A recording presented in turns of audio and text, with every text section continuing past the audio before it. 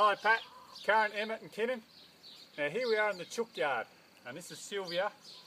She loves it in the chook yard here for hunting the mice.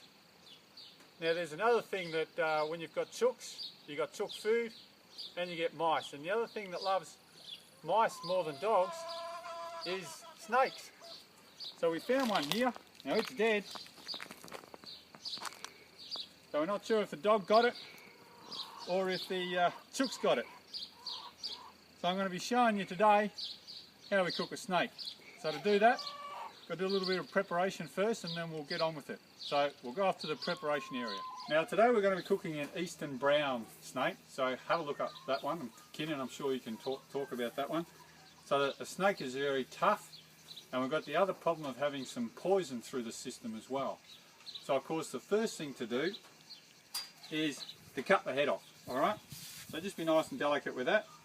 Now this snake's actually been dead for a little bit, so it's gone a bit tough, not much blood in there.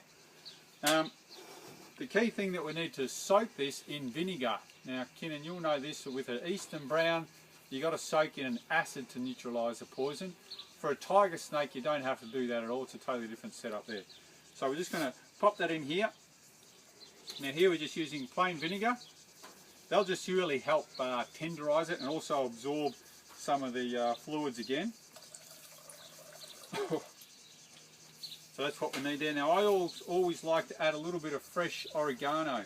So just a few sprigs of that, and you just pop that in the fridge there for at least a couple of hours just to help. It's going to swell up there, just to tenderise it, and as I said, neutralise the poison just in case there is some going through the system.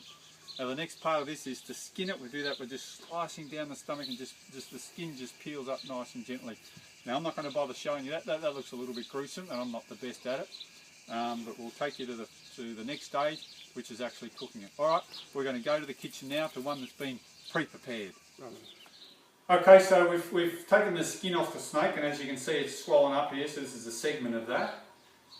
Some people like to add zest of a lemon in there as well. But usually if you've got enough vinegar in that takes care of that. But that adds a lovely little flavour, just a few zest through into there just before the cooking process.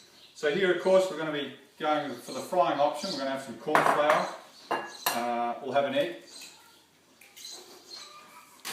So we'll just whip that one up here.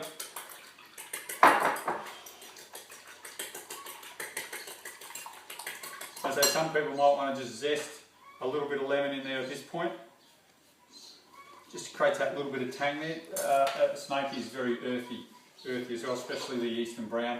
And of course we've got our semolina here for that Christmassy feel. So this is just a matter, guys. Okay, pretty simple at this point. We're just going to go through some corn flour here.